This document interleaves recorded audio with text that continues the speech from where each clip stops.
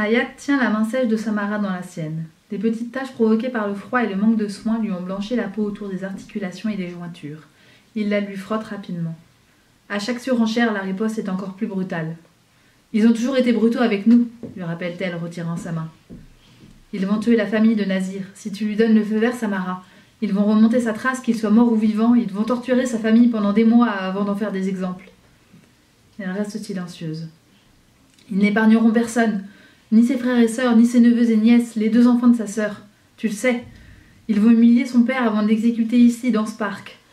Tu sais ce qu'ils vont faire à sa mère, Samara, tu le sais mieux que personne. » Elle se lève, s'éloigne de Hayat.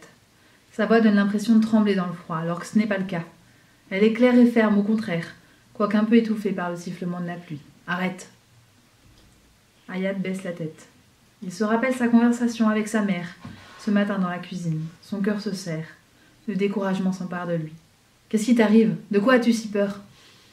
Hayat ne cesse de donner des coups de pied dans la terre. « Tu ne vois rien, Samara, on dirait que tu ne vois plus rien. » Il creuse du pied dans la terre boueuse.